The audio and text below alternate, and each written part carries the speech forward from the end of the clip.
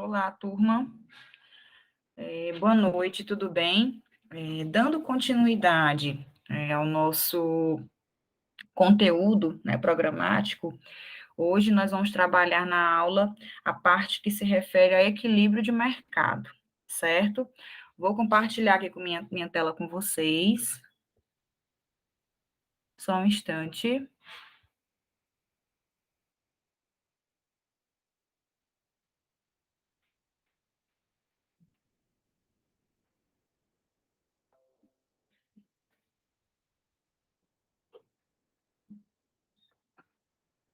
Vamos lá.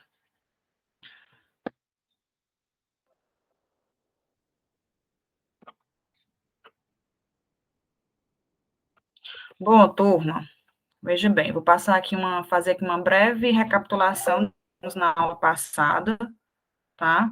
Ó, trabalhamos conceitos relacionados à demanda, à oferta, né? Vimos a economia, a parte da teoria econômica, estudos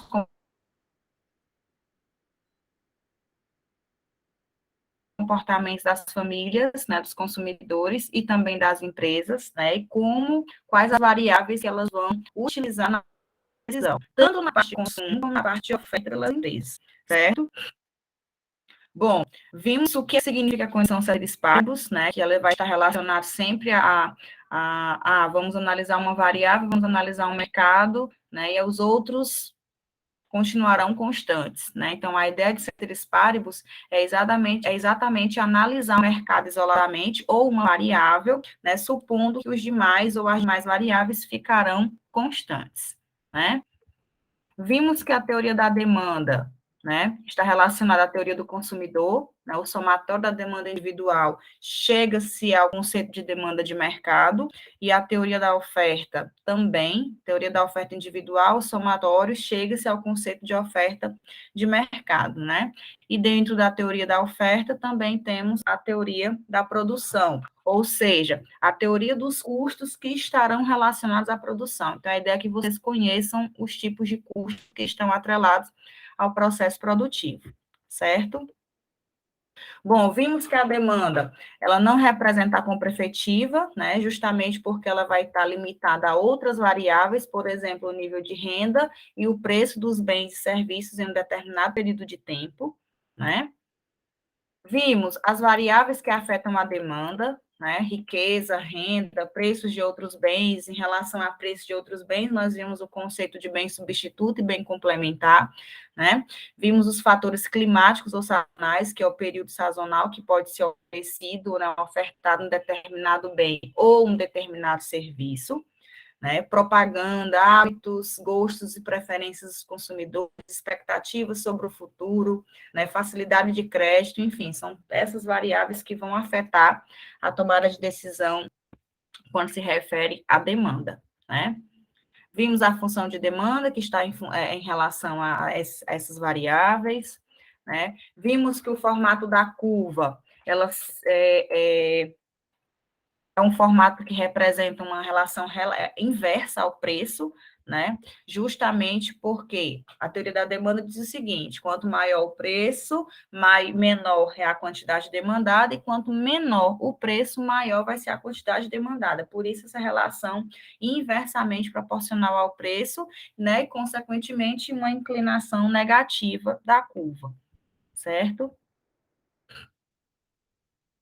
Vimos o conceito também de bem normal e bem inferior, tá? Lembrando que quando a gente fala de bem normal e bem inferior, a análise sempre vai estar relacionada à renda, tá? A renda do consumidor.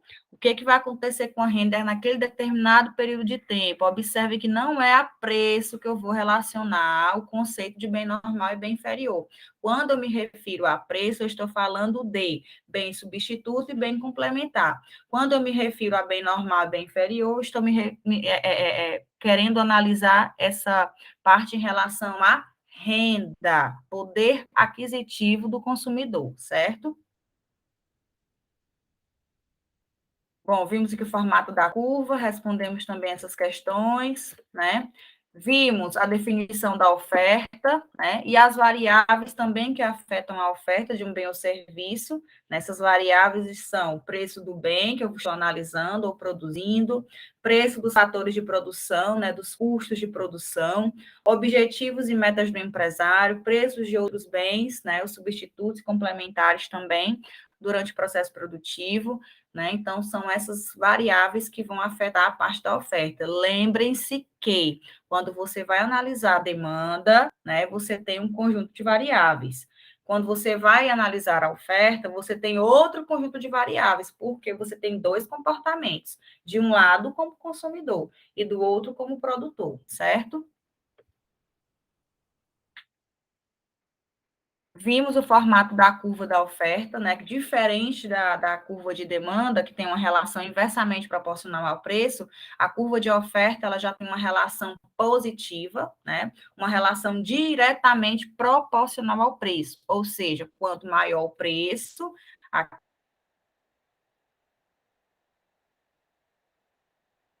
aqui, ó, observe, quanto maior o preço, maior vai ser a maior vai ser a quantidade produzida, tá? Observem aqui. Então, por isso que ela tem essa relação diretamente proporcional ao preço, certo? Vimos o deslocamento da curva, vimos qual é a relação que tem com a quantidade máxima, preço mínimo, né?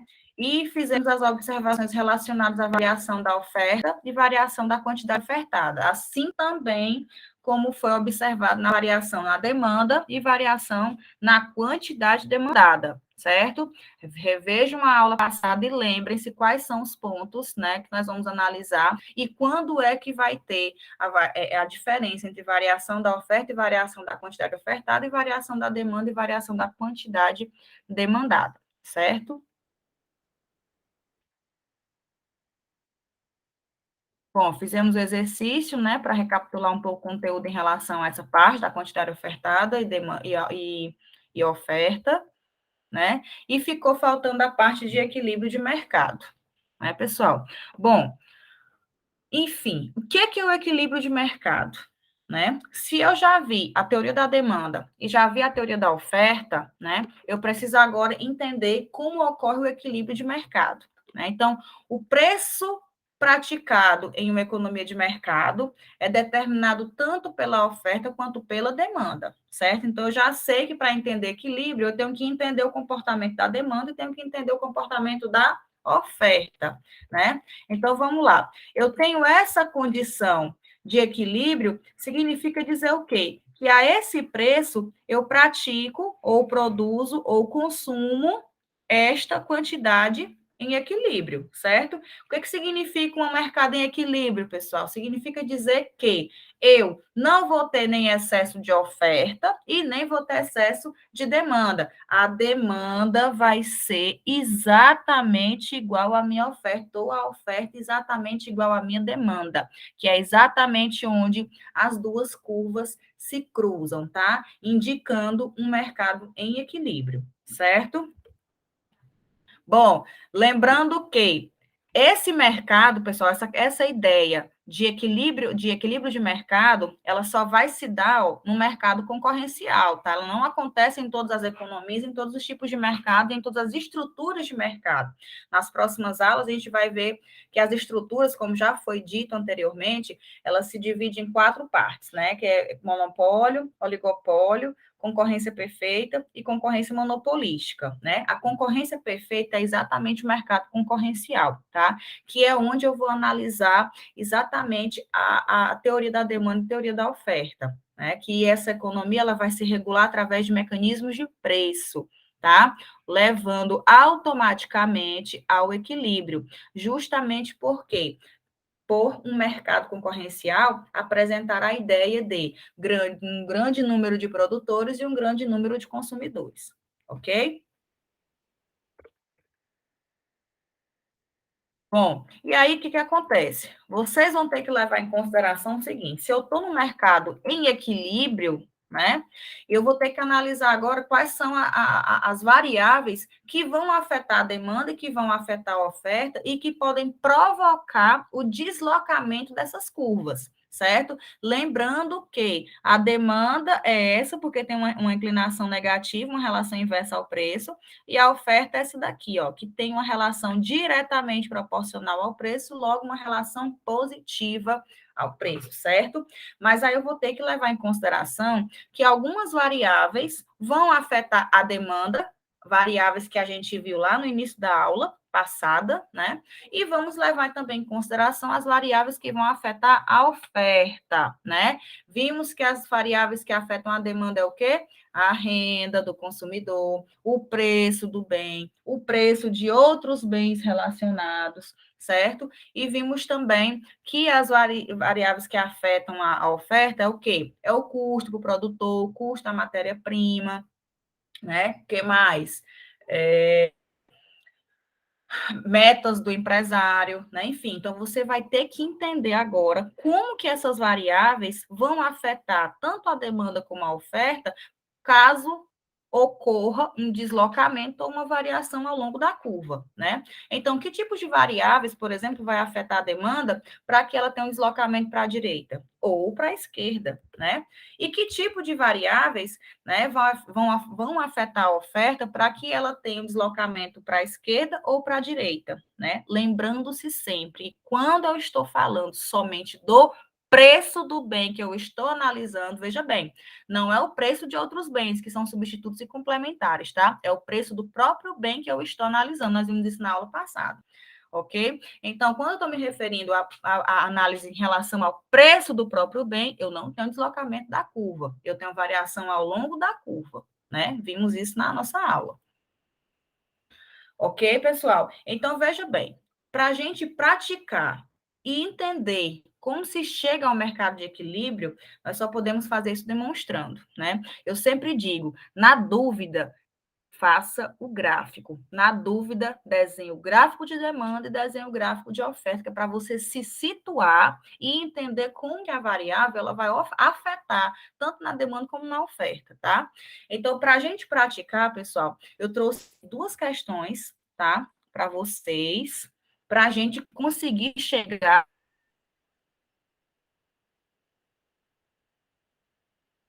e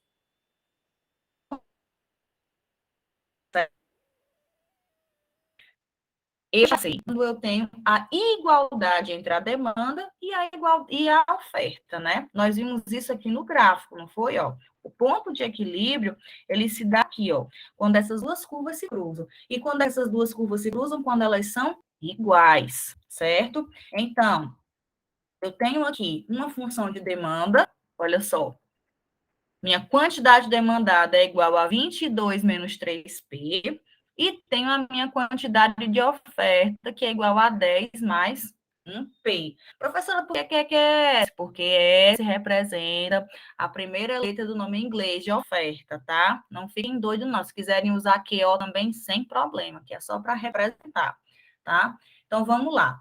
Eu estou sabendo que o mercado em equilíbrio é quando eu tenho a igualdade entre demanda e oferta, correto? Então, vamos lá. Eu vou voltar aqui o slide, que eu vou abrir aqui uma aba para vocês. Só um instante. Manter.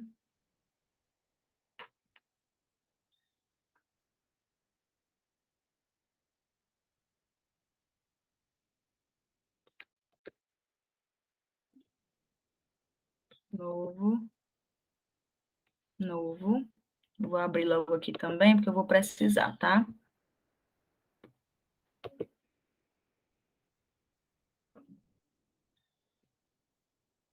Então, vamos lá. Veja bem, eu tenho que a minha quantidade demandada é quanto? 22 menos 3P, e QS é igual a 10 mais 1P. Então, vamos lá. Minha letra A está pedindo o quê? Observe que nós vamos responder duas questões relacionadas a essas funções. Letra A está pedindo o quê? Determine o preço de equilíbrio e a quantidade de equilíbrio, certo? Lembrando que para determinar o preço de equilíbrio e a quantidade de equilíbrio, eu vou fazer o quê? Eu vou igualar as duas funções. Então, vamos lá. Na letra A, Letra A. Eu quero meu preço e minha quantidade de equilíbrio, então eu vou igual ao quê? A minha quantidade demandada igual à minha quantidade ofertada. Qual é a minha função de demanda? 22 menos 3P, certo? Igual, qual é a minha função de oferta? 10 mais 1P, certo? Então, vamos lá. O que é que eu quero descobrir? O preço e a quantidade de equilíbrio, né? Qual é a variável que eu tenho aqui? Preço, certo? Então, vamos encontrar primeiro o preço. Então, o que é que eu faço? Lá na matemática básica, deixo a letra no primeiro membro, a variável no primeiro membro, e levo as demais para o segundo membro, né? Então, menos 3P menos, eu vou trazer essa daqui para onde? Para o primeiro membro, né? Se ela vai para o outro membro, ela vai com sinal trocado. Então, menos 1P, opa, é igual a 10 menos 22. Menos com menos, eu disse o quê? Conserva e soma, né? Sinais iguais conserva e soma, então vai ficar menos 4P. Igual, sinais diferentes, conserva o do maior e diminui. 22 menos 10 vai dar quanto? Menos 12, né? Um artifício matemático, eu não sei se vocês se recordam, que quando estou analisando essa equação, né, de primeiro grau, o que, que eu vou fazer? Se a minha variável está negativa, eu posso multiplicar por menos 1. Só de onde foi que eu tirei isso aqui? Artifício matemático. Tu aprendeu lá na matemática, viu? Bora perder tempo nisso aqui, não. Então, vamos lá. Se eu multiplico por menos 1, e eu vou trocar, como vai ser por 1, ninguém vai se alterar, só vai alterar o sinal, né? Então, aqui, menos com menos vai dar mais, certo? Que eu estou multiplicando. Então, agora eu tenho 4B igual a 12 positivo, certo? P é igual a 12 dividido por quanto? Por 4. P é igual a 3. O que foi que eu encontrei, minha gente? Preço, né? Eu encontrei o meu preço de equilíbrio, certo? Agora, o que a letra A pede mais? Além do preço, encontre a quantidade de equilíbrio, né? Então, vamos lá. Para eu encontrar a quantidade de equilíbrio, pessoal, é simples. Eu substituo tanto na função de demanda como na função de oferta, tanto faz, tá? Posso substituir em qualquer uma das duas, eu vou encontrar a minha quantidade de equilíbrio. Mas vamos substituir nas duas, só para vocês provarem isso, tá? A minha demanda, quantidade demandada é quanto? 22 menos 3P, certo? Quantidade demandada é igual a 22 menos 3 vezes quanto? Quanto é meu preço de equilíbrio? Vezes 3, né? Então, quantidade demandada é igual a 22 menos 9. Quantidade demandada é igual a quanto? 13, certo? A minha quantidade demandada deu 13. Pois vamos verificar, só para a gente comprovar, vamos verificar se esse mercado realmente está em equilíbrio. Como é que eu faço isso? Se eu tenho a minha função de demanda, vamos também encontrar a função de oferta. Função de oferta é quanto? 10 mais 1P, certo? Que esse é 10 mais, 10 mais 1 vezes P. Quanto é P? 3. QS é igual a 10 mais 3 vezes 1, 3, que essa é quanto? 10 mais 3, 13. Pronto, pessoal. A minha demanda deu 13, foi exatamente a minha oferta 13. Isso significa dizer o quê? Que o mercado está em equilíbrio, ok? Nem tem o excesso de oferta e nem tem o excesso de demanda. Isso na letra A. Agora vamos verificar a letra B. Observe o que a letra B te diz. Se o preço é igual a 4, existe excesso de oferta ou excesso de demanda? Meu preço eu encontrei foi quanto? Meu preço que eu encontrei antes foi quanto? 3, né? Mas aí vamos supor que o governo, né? O governo resolve aumentar o imposto por um determinado bem, né? Vamos taxar um serviço. E aí esse preço simplesmente de 3, ele vai agora ser quanto? 4, né? O que é que eu vou fazer agora? Se ele já está me dando o preço, eu não vou ter que descobrir mais o preço, não. O que, que eu vou fazer? Eu vou só substituir para ver se eu tenho um excesso de demanda ou excesso de oferta. O que eu faço? Eu só vou substituir ou na função de demanda ou na função de oferta. Ou nas duas, para tu comprovar se vai, o que é que vai estar, né? Porque se está tendo uma alteração no preço, tu vai verificar agora o que é que vai acontecer com a demanda e com a oferta, porque tu tem que entender. Porque o que importa, minha gente, o que importa aqui nessa análise não é o cálculo. O que importa aqui é a interpretação. Se você me entrega na prova só esses cálculos aqui, me dá o resultado final e não interpreta, para mim não vai adiantar de nada, tá? O que vale é a sua interpretação, ok? Então, vamos lá. Letra B. Se o preço agora é quanto? 4, né? Aumentou o preço era 3, agora vai ser 4. Vamos substituir na quantidade de demanda? Quantidade de demanda agora vai ser quando? Minha função, 22 menos 3P, certo? Demanda, quantidade demandada é igual a 22 menos 3 vezes 4. Quantidade demandada vai ser igual a quanto? 22 menos 3 vezes 4, 12. Quantidade demandada vai ser quanto? 10. 22 menos 12 vai ser igual a 10. Certo? Pronto. Vamos ver agora o que é que acontece com a oferta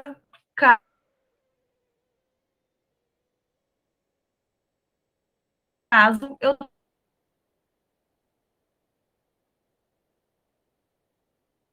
tenha uma variação